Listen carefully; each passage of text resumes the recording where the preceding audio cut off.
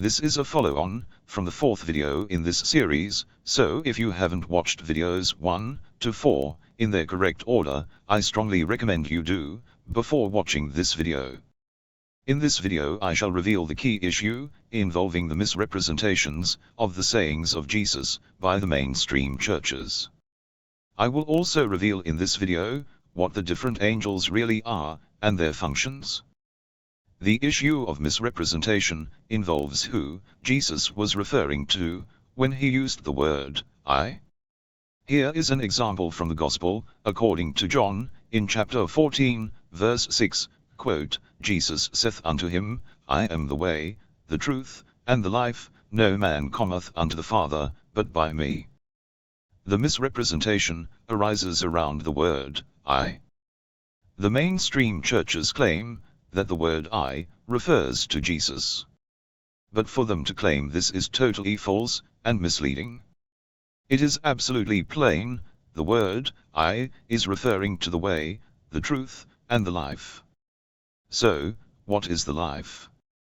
It is the life of God, otherwise Jesus would have said, I, Jesus, am the way, the truth, and the life. But Jesus didn't say this. The mainstream churches have straight out misled others.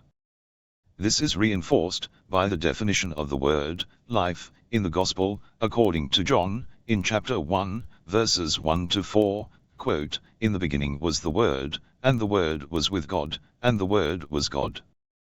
The same was in the beginning with God. All things were made by him, and without him was not anything made that was made. And here is the crunch line. In him was life, and the life was the light of men. Note, it is not written, in him was Jesus, and Jesus was the light of men.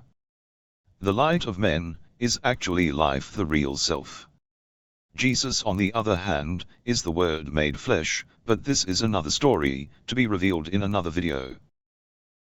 Next, I shall reveal exactly what the angels are not. They are not what artists present in religious paintings and mosaics, but instead, they are components of the processing system of life involving the house of God. The artist, under the control of the churches of men, have interpreted the word wing to refer to the feathered variety, which is totally false, in an attempt to mislead the simple and weak. The definition of the word wing is whose place is either side of center, such as the wing of a building, or a wing political party, or the wing of a bird, or a geometric wing, such as the wings of a geometric star. In the Old Testament writings, they describe the seraphim, one type of angel, as having 6 wings, in the book of the prophet Isaiah, chapter 6, verse 2, quote, above it stood the seraphims. Each one had 6 wings.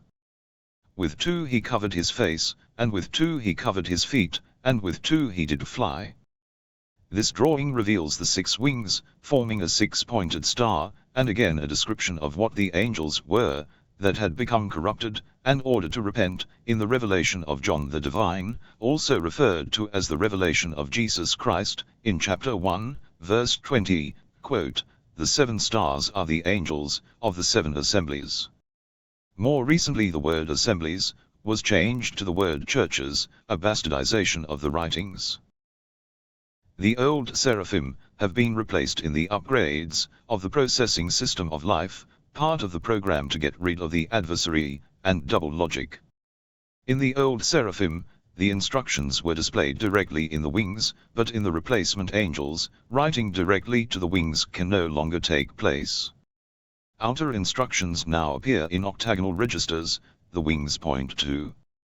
This angel is now used in the access and display of the environment programs on screen, which can be a universe, a planet, a moon, or a star.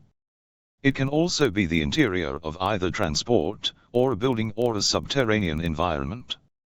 If the star is rotated 90 degrees, it can then access and display the avatar programs on screen. In my next video of this series, I will reveal the different types of angels in the upgraded processing terminal or soul, and the processing system of life, revealing their different functions.